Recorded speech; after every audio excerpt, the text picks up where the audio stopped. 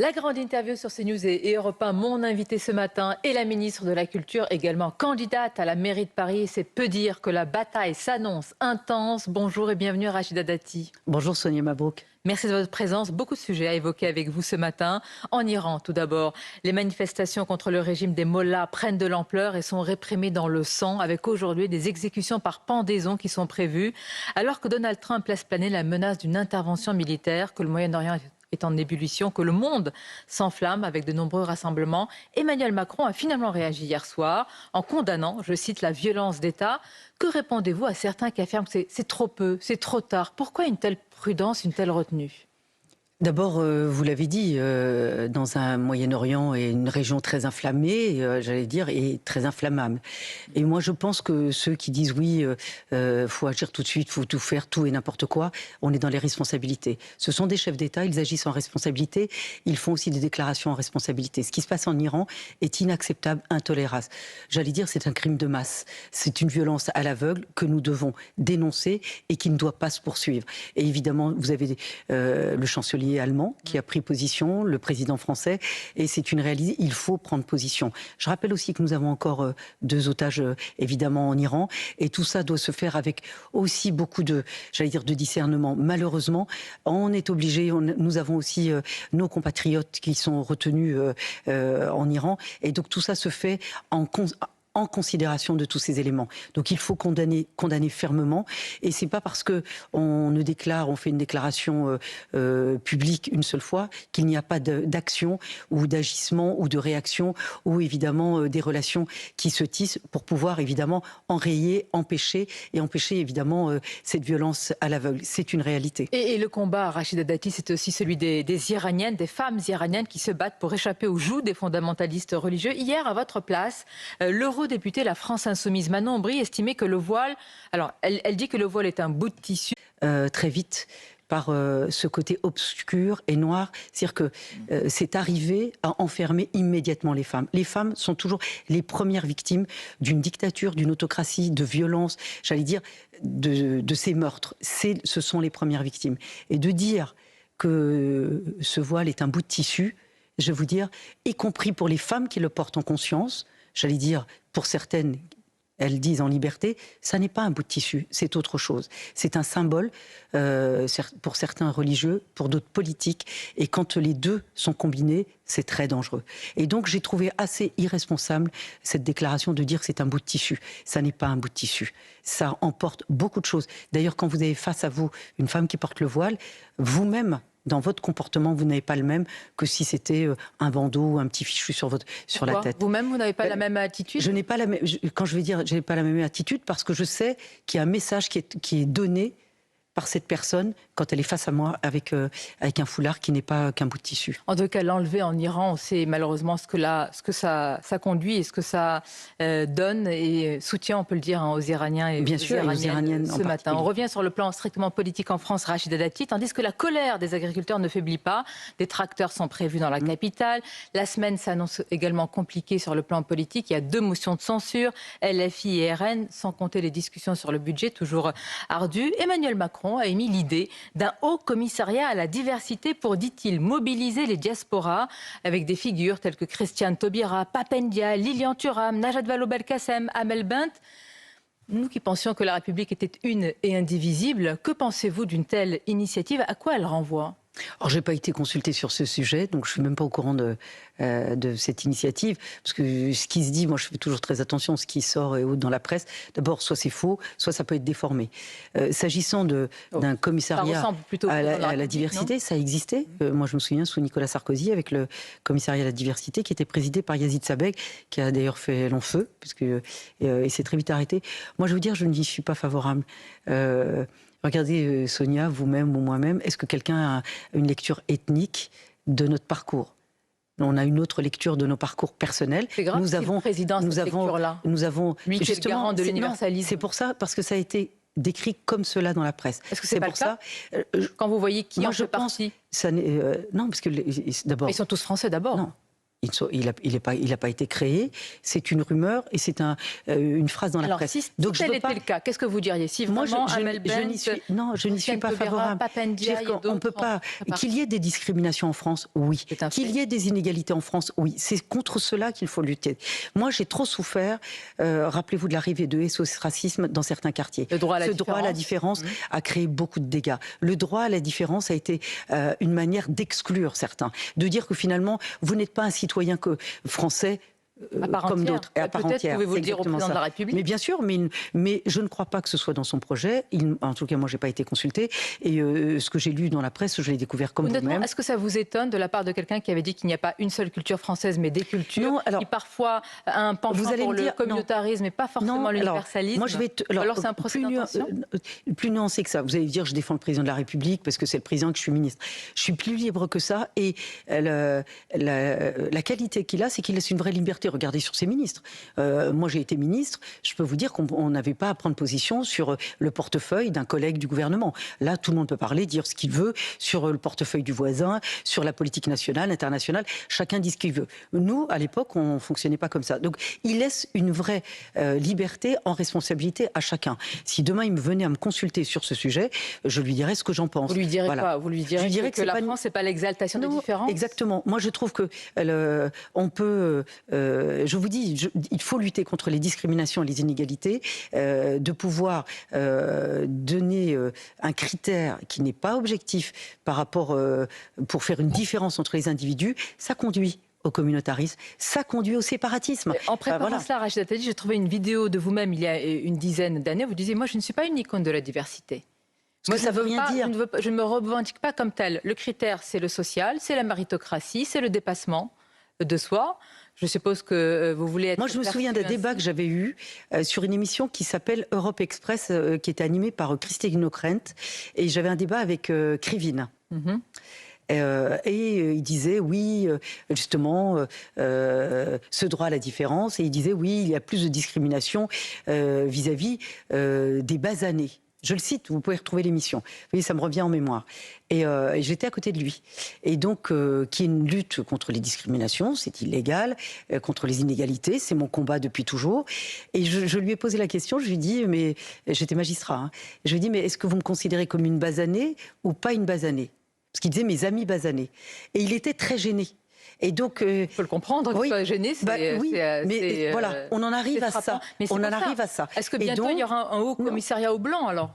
Aux basanés. Voilà. Donc c'est QFD pour l'initiative. Donc moi, je ne suis pas... Alors, vous dites, Madame Mabrouk, c'est une initiative du président. Ça n'a pas été évoqué, on n'a pas été consulté. Et je suis ministre de la Culture, je pourrais être dans la boucle. Justement pour ces raisons. Voilà. Et donc ça n'a pas été le cas. Et ce que j'ai vu dans la presse, que chacun a interprété, moi je n'y suis pas favorable. En tous les cas, beaucoup vous considèrent, il faut le reconnaître, Rachida Dati, comme le symbole de ce dépassement dans votre parcours, un parcours qui pourrait vous mener jusqu'à l'Hôtel de Ville de Paris. En attendant, les récents sondages vous donnent au coude à coude avec le candidat socialiste, Emmanuel Grégoire. Après 25 ans de socialisme, qu'est-ce qui pourrait vraiment faire basculer la ville et la capitale ? De sondage en sondage, quel est le premier enseignement de ces sondages? C'est que les Parisiens, depuis 2001, c'est historique, veulent l'alternance, ils veulent un changement. Et donc, ça, c'est historique. Et donc, moi, je dis, nous avons une possibilité de changer Paris, mais radicalement. Et donc, c'est en votant, évidemment, pour cette alternance. Je l'incarne. Vous êtes la candidate de l'alternance, c'est ça? Je suis la candidate de l'alternance. Mais vous savez, alors certains se focalisent sur ma personnalité. Elle clive pas. Moi, je suis déterminée. J'ai de l'énergie, j'ai de l'ambition pour cette ville. Mais je ne suis pas seule, j'ai une équipe. Nous avons des élus qui sont déjà implantés, qui ont une expérience, qui évidemment ont une vision et une ambition pour Paris. Nous avons l'expérience, nous avons les talents. Certains pourraient vous dire la même chose. Emmanuel Grégoire vous dit, moi je suis implanté depuis longtemps, j'ai l'expérience et l'équipe. Nous répondons, si de sondage en sondage, les Parisiens nous disent qu'ils veulent l'alternance, c'est que nous avons fait des propositions crédibles en termes de logement, en termes de sécurité, en termes d'attractivité, en termes de propreté, de réduction de dette, mobilité, en termes de réduction de dette. Vous avez raison de le mentionner. Alors là, le choix, il est simple, il est basique. C'est stop ou encore. Est-ce que vous voulez continuer? Stop ou encore quoi? Est-ce que vous voulez continuer avec cette équipe, la même, depuis 25 ans, la même. C'est un autre visage, c'est notre candidat. Monsieur Grégoire a été le premier adjoint de Madame Hidalgo. Comme je l'ai dit récemment, elle a décidé, il a exécuté. Il a été son premier adjoint. C'est fort d'être premier adjoint du maire d'une ville. Il s'est associé à Monsieur Béliard, qui s'est associé à Monsieur Brossat. Maintenant, il y a des transfuges de LFI. Ils vont jusqu'à l'extrême gauche, ils font les fonds de tiroir pour pouvoir se compter, pour pas perdre leur siège. C'est pas qu'ils veulent pas perdre Paris, ils veulent pas perdre leur siège. Moi, je vais vous dire, il y a un élément majeur que j'invite les Parisiens à voir. En décembre 25, pas en décembre 1912, en décembre 2025, un budget a été voté par M. Grégoire, M. Béliard, M. Bressa et Mme Hidalgo. Que contient-il ? Et que contient-il ? Une baisse forte d'investissement sur les collèges et les lycées. Une baisse forte sur la sécurité. Vous voulez une police municipale armée ? Elle n'existe pas. Vous voulez plus de caméras de vidéoprotection ? Ça n'existe pas. Vous voulez plus de sécurité ? Ça n'existera pas. Vous voulez évidemment un périscolaire plus sécurisé. Nous avons un outreau du périscolaire aujourd'hui à Paris, avec des animateurs qui agressent et donc qui vous violent êtes la des enfants. candidate de l'alternance, dites-vous, de la crédibilité. Pardonnez-moi, juste pour partir. On part que le candidat en face, il propose toujours moins de sécurité, plus d'impôts, plus de dettes. Oui, je vous invite à regarder le budget voté en décembre par cette équipe.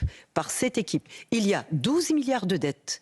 Le taux de désendettement, c'est pas moi qui le dis, c'est la Chambre régionale des comptes. Aujourd'hui, pour désendetter Paris, il faut près de 40 ans. Le seuil d'alerte pour une collectivité locale, c'est moins de 12 ans. Donc nous sommes déjà en zone rouge. Qu'ont-ils augmenté ? Il y a dans ce budget 800 millions d'euros pour du logement social préempté à prix d'or. Attendez. Oui. Non, c'est pas tout le budget, c'est des marqueurs. Est-ce que vous voulez... Ça sera un budget qui sera mis en œuvre en 2026 par cette équipe qui est aux manettes depuis 25 ans. 12 milliards de dettes, du logement social préempté à prix d'or, 2 milliards, près de 2 milliards pour des subventions à des associations clientélistes, moins de sécurité, moins de propriété. Vous êtes ministre d'un gouvernement qui, alors là, fait exploser tous les compteurs de la dette et ce matin, vous donnez des leçons pour Paris. Mais alors je vais vous dire, le bilan de M. Macron, c'est quoi ? Du président Macron, c'est 1,4 milliard de plus pour la culture, pour une démocratisation beaucoup plus importante. C'est 2 millions d'emplois industriels qui ont été créés. Je peux ajouter les 3 000 milliards de dettes. Mais attendez. C'est aussi votre bilan ? Je vais vous dire, on assume. Il y a eu le Covid, il y a eu une crise financière. Certains vous le disent en disant, on a eu les amortisseurs nécessaires. Et il n'a pas été remis en cause la santé des Français, l'emploi des Français, tous ces amortisseurs, notamment la protection des Français. Toute cette protection, elle a été financée. Pour autant, 2 millions d'emplois industriels créés. Évidemment, une prime d'activité, un pouvoir d'achat amélioré. Attention, vous allez passer pour la candidate macroniste et pas seulement de droite. Non, mais c'est pas ça. Non. Qu'on n'ait pas tout fait bien, oui, il y a eu des crises. Quand vous êtes un homme d'État, vous avez un projet, vous avez une vision, une ambition pour un pays et vous vous adaptez en fonction des crises. C'est comme ce qu'on disait sur l'Iran. C'est pas le tweet qui va résoudre ce qui se passe en Iran, c'est ce qui se passe derrière, en responsabilité. Alors, parlons des actions. Non mais c'est pour ça que pour Paris, je le redis, Madame Mabrouk, nous avons une chance historique de faire basculer Paris. Je le redis. Non, ça n'est pas majeur, ça n'est pas mineur. Simplement, le budget qui a été adopté en décembre 25 va être mis en œuvre en 26 avec moins de sécurité. Pas de mobilité, encore plus d'entraves pour l'attractivité et encore plus de problèmes de sécurité. Vous êtes la candidate de l'alternance, vous êtes la candidate de la crédibilité. Mais est-ce que vous pouvez gagner seule ? Il y a eu autre chose. Paris s'est vidé de ses forces vives. Près de 150 000 Parisiens ont quitté Paris. 50 000 enfants ont quitté les écoles parisiennes. Non mais Madame Mabrouk, vous êtes mère de famille. Vous êtes mère de famille. On ne peut pas accepter qu'une ville se vide de ses forces vives. Pour arriver à faire face à tous ces défis, est-ce que vous avez besoin de candidatures, j'allais dire, amicales, entre guillemets ? Est-ce que vous les considérez ainsi ? Sarah Knafour rejoint la course. Oui, mais tout l'émiettement, si on a un émiettement des voix et des votes, au premier tour, je l'ai dit, c'est un chèque en blanc que nous donnons à la gauche et l'extrême gauche. Dire quoi ? Que Sarah Knafour et Pierre-Yves Bournazel risquent de vous faire perdre ? Moi, je dis tout émiettement au premier tour, l'alternance est compromise. Je le dis en responsabilité. Voilà. Et puis quand ils font des propositions, ils savent qu'ils ne peuvent pas gagner. Les propositions, il faut faire attention à ce qu'on dit. C'est pour ça que moi je dis aux journalistes... Le monopole de la crédibilité dans cette bataille... parisienne. Parce qu'on a une expérience. Aujourd'hui, parfois, oui. On a une expérience, on a des propositions. Nous avons fait des contre-propositions. De Conseil de Paris en Conseil de Paris que vous avez observé, nous avons fait des propositions qui ont été rejetées. Et il est vrai que vos saillies par rapport à Anne Hidalgo sont très remarquées. Mais vous avez un bilan. Est-ce que M. Grégoire peut se départir du bilan de Mme Hidalgo? Il a été son premier adjoint. Est-ce que vous pouvez vous départir du bilan de M. Macron? Mais moi, je suis élue de Paris. Je suis élue de Paris. Je ne suis pas présidente de la République. Je ne suis pas Premier ministre. Voilà, je suis ministre de la Culture. Est-ce que le budget de la culture a baissé? Je me suis battue pour qu'il ne baisse pas. Bien au contraire. Est-ce que la démocratisation de la culture a reculé? Non. Sur la protection du patrimoine, regardez, nous avons battu des records de visites sur les monuments historiques nationaux. Notre patrimoine, c'est un patrimoine commun, c'est une communauté de destin. Vous n'avez pas répondu sur Sarah Knafo. Elle vous dit, elle assure ne pas vouloir faire perdre la droite et elle se dit même prête à travailler avec vous. Est-ce que vous dites ce matin, l'union fait la force? Moi, j'appelle tous les Parisiens. Certains peuvent dire, moi, le Parisien dit, je voterai pour vous au deuxième tour. Ou certains disent, je vais voter pour quelqu'un d'autre au premier, mais je vous assure que vous aurez mon vote au deuxième tour. Je dis aux Parisiens, ne perdons pas, il faut un vote utile. Nous avons une chance historique de changer Paris. Mais c'est une alliée ou pas? Nous avons une chance. Moi, mes alliés, c'est les Parisiens. Vous savez très bien. Donc, regardez, sur la politique des partis... Vous partez seul en bataille. Non, je ne suis pas seule, je suis avec une équipe. Nous avons des élus implantés. Mais pas avec des candidats. Vous considérez que vous n'avez pas de candidats? C'est les Parisiens qui votent. Vous savez, Madame Mabrouk, le mode de scrutin a changé. Pour une fois, c'est historique aussi. Les Parisiens pourront voter directement pour leur maire. Ils auront un bulletin Rachida Dati, quel que soit l'arrondissement. Mais moi, je veux savoir qu'est-ce qu'il y a en dessous du bulletin Rachida Dati. Je m'étonne de voir, par exemple... Bien sûr, Rachida Dati. J'ai des élus. Par exemple, vous n'avez pas...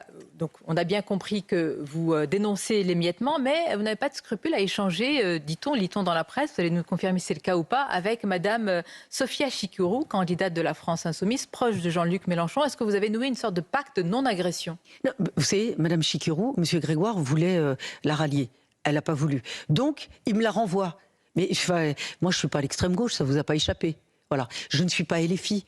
On n'échange pas sur la politique, pas du tout. On n'échange pas tout court d'ailleurs. On peut échanger d'ailleurs entre mais bien sûr, politiques. Moi, j'échange. Vous savez, ma force, je parle avec tout le monde, y compris avec des opposants. Je parle avec tout le monde. Vous ne parlez pas de la bataille à Paris. Vous ne dites pas que votre adversaire on ne se parle pas. Monsieur Grégoire. Je n'ai pas d'échange avec elle. Ce n'est pas mon ami, ce n'est pas mon allié. Nous n'avons pas mené des combats communs. Ce qui nous rassemble, mais c'est pour tous les candidats. On se présente à une élection. Voilà. On se présente à une élection, on présente un projet. Mais il faut faire attention. Moi, je le dis, par exemple, des chefs d'entreprise, les commerçants. Les commerçants à Paris, dès lors où vous êtes commerçant, vous pouvez voter à Paris. Inscrivez-vous. Vous avez jusqu'à la fin du mois. Inscrivez-vous sur les listes. Vous êtes les premières victimes de cette politique de gauche, de ce chaos qui existe à Paris. Inscrivez-vous et votez. C'est notre chance de changer Paris. Je parle à tous les Parisiens. Vous pourrez avoir un bulletin Rachida Dati pour le changement à Paris. C'est important de le rappeler. Et je vous le dis, tout émiettement, c'est un chèque en blanc à la gauche et l'extrême gauche. C'est à bon entendeur, voilà. Vous le dites surtout à Sarah Knafo et à Pierre-Yves Bournazel. Exactement, mais je le dis à tout le monde. C'est pour ça que M. Grégoire essaye de faire oublier qu'il est le premier adjoint de Mme Hidalgo. Et ce qu'il propose en ce moment, pourquoi il ne le met pas en œuvre? Regardez, il y a un scandale dans le périscolaire. Les animateurs scolaires, moi j'ai une politique sur le périscolaire. Je mettrai des animateurs pour le périscolaire, c'est un métier d'être animateur. Vous ne confiez pas vos enfants à des agresseurs sexuels ou des prédateurs. Et donc, là, ils n'ont même pas reçu les familles. Il est encore élu. Bon. Il est dans la majorité municipale. Sur ce sujet et donc, il est important de le faire parler sur ce bilan. Ce bilan, c'est aussi... On le recevra également. C'est aussi son bilan. Il ne faut pas l'oublier. Nous incarnons le changement et l'alternance. J'appelle tous les Parisiens à pouvoir se mobiliser et voter pour nous, pour Rachida Dati, pour mon équipe, Madame pour un changement historique pour Paris. Vous avez d'autres dossiers. Après une interruption, la commission d'enquête sur l'audiovisuel public va finalement reprendre le 19 janvier prochain ses auditions. Mais son rapporteur, le député UDR, Charles Alonque, sera sous étroite surveillance de ses collègues après les pressions, en tous les cas, la mise en garde, on va dire, de la présidente de l'Assemblée, Yael Braun-Pivet. Voilà que le président de la commission, Jérémy Patrier-Leitus, qui a décrété de nouvelles règles. Il est désormais interdit de communiquer en temps réel sur les réseaux sociaux pendant les auditions. Il est recommandé, dit-on, d'avoir une parole plus mesurée dans la presse. Alors ma question est simple. Est-ce qu'il a posé les bonnes questions qui dérangent M. Aloncle? Quand vous êtes parlementaire et que vous demandez des comptes à toute institution qui, évidemment, est financée par l'argent des Français, c'est sain. Les commissions parlementaires, ce sont des parlementaires qui demandent des comptes au nom des Français sur l'utilisation de l'argent public. Mais le débat en ce moment sur l'audiovisuel public est totalement dévoyé. Moi, je le dis, Par qui est totalement dévoyé, y compris par certains qui sont dans l'audiovisuel public. Je leur dis, vous vous trompez de combat.